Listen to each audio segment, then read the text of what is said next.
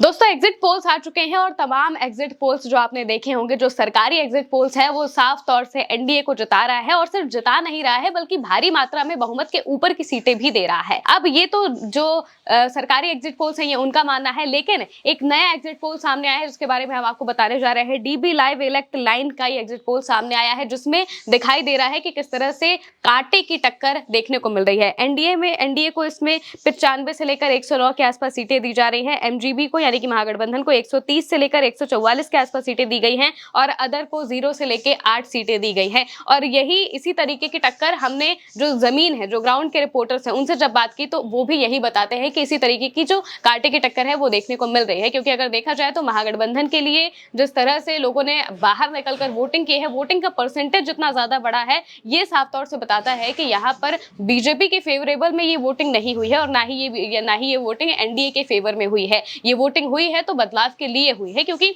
जब लोगों से बात की जाती है, जब उनसे सवाल जवाब किया जाता है तो वो साफ तौर से यही बताते हैं कि किस तरह से जब वो अगर वोट देने जा रहे हैं तो वो किन मुद्दों को लेकर जा रहे हैं। और सबसे बड़ा मुद्दा नौकरी का रहा है, जिस वजह से ही ये बातें निकलकर सामने आ रही है। हालांकि जो तमाम एग्जिट पोल्स है, कई ऐसे एग्जिट पोल्स सामने आए हैं जिसमें साफ तौर से एनडीए की सरकार बनती हुई दिखाई दे रही है। इसमें बहुत सारे एग्जिट पोल्स है जिसमें पीपल पल्स है, दैनिक भास्कर है, पीपल्स इनसाइट, ये सब एनडीए को 145 से 160 के आसपास सीटें दे रहे हैं। अब सोचिए, बीजेपी खुद 101 सीटों पर लड़ रही है, जेडीयू 101 सीटों पर लड़ रही है। 101 में से जेडीयू कितना जीतेगी ये हम अंदाजा इस बात का लगा सकते हैं, क्योंकि पिछली बार उनका जो परफॉर्मेंस था वो 43 के आसपास था। बहुत ज्यादा अगर होगा तो 50 से लेकर 55 सीटें जेडीयू जीत सकती है। लेकिन अगर आप बीजेपी को देखें तो बीजेपी इस बार गिरने वाली है। बीजेपी 101 सीटों पर चुनाव लड़ रही है और कई जो एग्जिट पोल सामने आ रहे हैं, जो एनडीए के फेवर वाले एग्जिट पोल्स हैं, वो साफ तौर से बता रहे हैं कि 101 में से बीजेपी 90 से 95 सीटें जीतेगी। लेकिन यहीं पर सबसे बड़ा सवाल खड़ा होता है कि कैसे जो पार्टी 101 सीटों पर चुनाव लड़ रही है वो 90 से 95 सीटें कैसे जीत सकती है, जबकि इतना भयंकर तरीके से विरोध भी देखने को मिल रहा है। सबसे बड़ी बात यह है कि कई जगहों पे, कई रिपोर्ट्स में ये दावे किए जा रहे हैं कि जो बीजेपी के डिप्टी सीएम हैं, मंत्री हैं, वो तक चुनाव हारने वाले हैं। तो सोचिए, जिस पार्टी के मंत्री चुनाव हारने वाले हैं वो भला इतने बड़े नंबर पे कैसे चुनाव जीत सकती है। इसके अलावा भी जो रिपोर्ट सामने आ रही है वो ये बता रही है कि वो इस बार लखीसराय से चुनाव हारने वाले हैं, क्योंकि उनके खिलाफ सबसे ज्यादा विरोध हमें देखने को मिला था। पहले चरण में ही ये बातें साफ हो गई थी जब वो पहुंचे थे गाँव में। उसके बाद वहां पर जो विरोध हुआ था वो सबने देखा है कि किस तरह से उन पर गोबर फेंका गया था और अपना विरोध जो लोग हैं वो जताने की कोशिश कर रहे थे, क्योंकि सड़क उन तक नहीं पहुंची थी।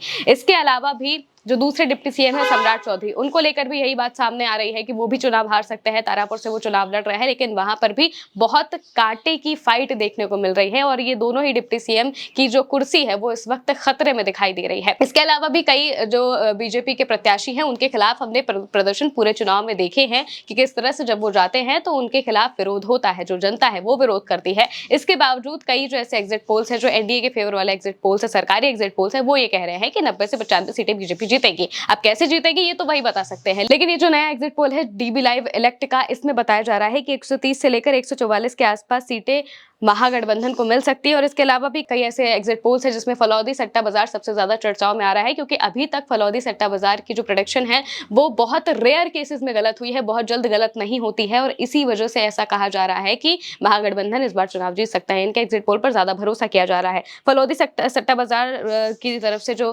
कहा गया है, जो एग्जिट पोल सामने आया है, उसमें महागठबंधन को 138 से 159 के आसपास सीटें मिल रही हैं और एनडीए को 93 से लेकर 99 के आसपास सीटें मिल रही हैं। जिसमें अगर आप इनको भी ब्रेक डाउन करेंगे तो बीजेपी को 46 से लेकर 49, आरजेडी को 85 से 92, जेडीयू को 38 से 40, कांग्रेस को 30 से 35 और इस तरीके से ब्रेक डाउन किया गया है, जिसमें पता चल रहा है कि कैसे जो बीजेपी है वो इस बार तीसरे नंबर की पार्टी बन सकती है। और साथ ही ये जो फलौदी सट्टा बाजार है, इसके अलावा जो हमने 2-3 सर्वे आपको बताए हैं जिसमें महागठबंधन की सरकार बनती हुई दिखाई दे रही है, वो आमतौर पर गलत जल्दी नहीं होते हैं और इसी वजह से इन पर ज्यादा भरोसा किया जा रहा है। इसके अलावा तेजस्वी यादव ने इस बात को साफ तौर से कहा है कि जो एग्जिट पोल से निकाले गए हैं, जो गोदी मीडिया द्वारा दिखाए गए हैं, उनका सीधा सा मकसद यही है कि मनोवैज्ञानिक तौर पर जो अधिकारी हैं उन्हें पर दबाव बन जाए, ताकि वो जब काउंटिंग करे तो उस वक्त वो उसी तरीके से काम करें। ये जो मनोवैज्ञानिक दबाव है वो बनाने की कोशिश की जा रही है। हालांकि 14 तारीख को सारी तस्वीरें साफ हो जाएंगी कि कौन जीत रहा है कौन नहीं। फिलहाल के लिए मेरे साथ इस खबर में इतना ही। आप देखते रहिए उल्टा चश्मा यूसी।